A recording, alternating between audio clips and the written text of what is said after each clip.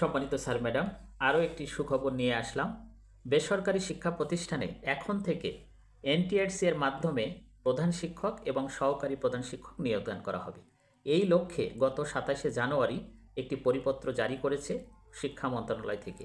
তো চলুন এই পরিপত্রে প্রধান শিক্ষক এবং সহকারী প্রধান শিক্ষক নিয়োগের ক্ষেত্রে কি কি নিয়ম মানা হবে এবং কিভাবে শিক্ষা প্রতিষ্ঠানে প্রধান শিক্ষক এবং সহকারী প্রধান শিক্ষক নিয়োগদান করা হবে, এই পরিপত্রের রুলস রেজুলেশনে কি লেখা আছে আমরা সেটা একটু জানার চেষ্টা করি। তো এখানে দেখুন, বেসরকারি শিক্ষক নিবন্ধন ও প্রত্যয়ন কর্তৃপক্ষ এনটিআরসি কর্তৃক বেসরকারি এমপিওভুক্ত শিক্ষা প্রতিষ্ঠানে প্রতিষ্ঠান প্রধান ও সহকারী প্রধান পদে নিয়োগ সুপারিশের জন্য অনুসরণীয় পদ্ধতি।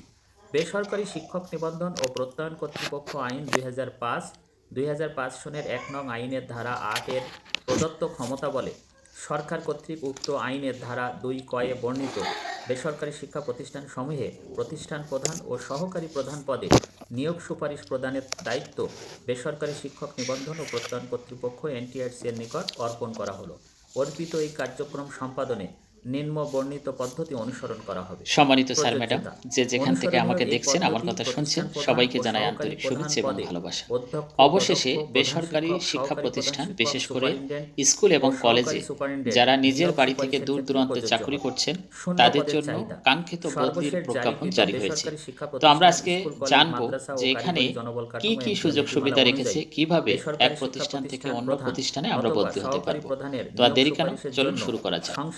দেখুন এখানে প্রজ্ঞাপনে কি বলছে যে স্বয়ংক্রিয় সফটওয়্যারের মাধ্যমে বেসরকারি শিক্ষা প্রতিষ্ঠান, স্কুল, কলেজ কর্মরত এমপিওভুক্ত শিক্ষক বদলি নীতিমালা 2026।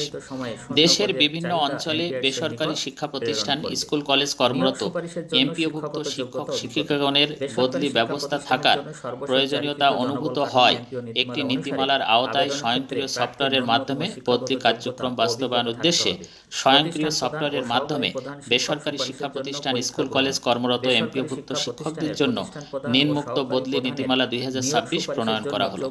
শিরোনাম: এই নীতিমালার স্বয়ংক্রিয় সফটওয়্যারের মাধ্যমে বেসরকারি শিক্ষা প্রতিষ্ঠান, স্কুল, কলেজ কর্মরত এমপিওভুক্ত শিক্ষক বদলি নীতিমালা 2026 নামে অভিহিত হবে। এই নীতিমালা স্বয়ংক্রিয় সফটওয়্যারের মাধ্যমে বেসরকারি শিক্ষা প্রতিষ্ঠান, স্কুল, কলেজ কর্মরত এমপিওভুক্ত শিক্ষক বদলি নীতিমালা 2026 নামে অভিহিত হবে। এই নীতিমালা জারির তারিখ হতে কার্যকর হবে। প্রযোজ্যতা: বেসরকারি শিক্ষা প্রতিষ্ঠানে, স্কুল, কলেজ এমপিওভুক্ত শিক্ষকদের জন্য এই নীতিমালা প্রযোজ্য হবে। বদলির সাধারণ শর্তাবলী: মাধ্যমিক ও উচ্চ শিক্ষা অধিদপ্তর প্রতিষ্ঠান ভিত্তিক প্রার্থীদের লিখিত বাছাই মাধ্যমিক ও উচ্চ শিক্ষা অধিদপ্তর প্রতিষ্ঠান ভিত্তিক শূন্য পদের চাহিদা বা বিবরণ সরকার কর্তৃক নির্ধারিত সময়ের মধ্যে অনলাইনে প্রকাশ করা হবে। প্রকাশিত শূন্য পদের বিপরীতে মাধ্যমিক ও উচ্চ শিক্ষা অধিদপ্তর বদলির আবেদন 40% নম্বর। পদভিত্তিক শূন্য পদের সর্বোচ্চ 3 গুণ প্রার্থী সমন্বয়ে প্রকাশিত শূন্য পদের বিপরীতে মাধ্যমিক ও উচ্চ মাধ্যমিক অধিদপ্তর বদলির আবেদন আহ্বান করবেন। সমপদে পদ শূন্য থাকা সাপেক্ষে প্রতি বছর সরকার কর্তৃক জারিকৃত প্রজ্ঞাপনের মাধ্যমে নির্ধারিত সময়ের মধ্যে আবেদন গ্রহণ, বদলির আদেশ জারি এবং নতুন কর্মস্থলে যোগদান কার্যক্রম সম্পন্ন হবে। আবেদনকারী শিক্ষক শিক্ষিকা তার চাকরির আবেদনে উল্লেখিত নিজ জেলায় বদলির জন্য আবেদন করবেন। নিজ জেলায় পদ শূন্য না থাকলে নিজ বিভাগে যে কোনো জেলায় বিদ্যমান শূন্য পদের বিপরীতে বদলির আবেদন করতে পারবেন। এছাড়াও আবেদনকারী শিক্ষক শিক্ষিকা এই নীতিমালার 3.8 গ ক্রমিকে বর্ণিত ক্ষেত্রে যে কোনো জেলায় অথবা স্বামী স্ত্রী নিজ জেলায় বদলির আহ্বান করতে পারবেন। প্রথম যোগদানের পর চাকরির 2 বছর পূর্ণ হলে শিক্ষক শিক্ষিকারা বদলির আবেদন করার জন্য যোগ্য হবেন। বদলি হয়ে নতুন কর্মস্থলে যোগদানের পর ন্যূনতম 2 বছর কর্মে নিয়োজিত থাকার পর পরবর্তী বদলির জন্য আবেদন করতে পারবেন। এরপরে যেটা বলছে যে একজন শিক্ষক কর্মজীবনে সর্বোচ্চ 3 বার বদলি হওয়ার সুযোগ পাবেন।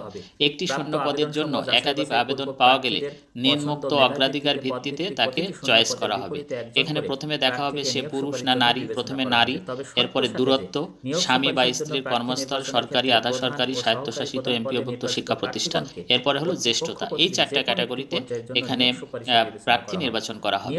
চাকরির জ্যেষ্ঠতা সর্বশেষ জারিকৃত জনবল কাঠামো এমপিও নীতি নীতিমালা অনুযায়ী গণনা করা হবে।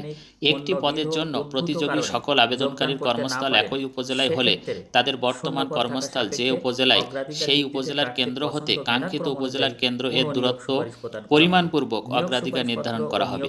একটি পদের জন্য প্রতিযোগী আবেদনকারী বিভিন্ন উপজেলার হলে তাদের কর্মস্থল ও জেলায় সেই জেলার কেন্দ্র হতে কাঙ্ক্ষিত জেলার কেন্দ্র এর দূরত্ব পরিমাণপূর্বক অগ্রাধিকার নির্ধারণ করা হবে। একটি পদের জন্য প্রতিযোগী আবেদনকারী কর্মস্থল বিভিন্ন জেলায় হলে তাদের স্ব স্ব জেলায় কেন্দ্র হতে কাঙ্ক্ষিত জেলায় কেন্দ্রের দূরত্বের পরিমাপ নির্ধারণ করা হবে। দূরত্বের পরিমাণের জন্য জনপ্রশাসন মন্ত্রণালয়ের অনুসৃত মডেল অনুসরণ করা হবে। অসম্পূর্ণ বা ভুল তথ্য সম্বলিত আবেদন বিবেচনাযোগ্য হবে না। ইচ্ছাকৃত ভুল তথ্য প্রদানের জন্য শাস্তিযোগ্য অপরাধ বলে গণ্য হবে। বেসরকারি শিক্ষক নিবন্ধন ও প্রত্যয়ন কর্তৃপক্ষ এনটিআরসি কর্তৃক নিয়োগ সুপারিশ কার্যক্রমের পূর্বে মাধ্যমিক উচ্চ মাধ্যমিক অধিদপ্তরে বদলি কার্যক্রম সম্পন্ন করার উদ্যোগ গ্রহণ করতে হবে। একটি শিক্ষা প্রতিষ্ঠান থেকে বছরে সর্বোচ্চ 2 জন অগ্রাধিকার পাবে, তবে সেটাও কিন্তু বিস্তারিত আলোচনা করব। সে নাগাদ সবাই ভালো থাকবেন, সুস্থ থাকবেন।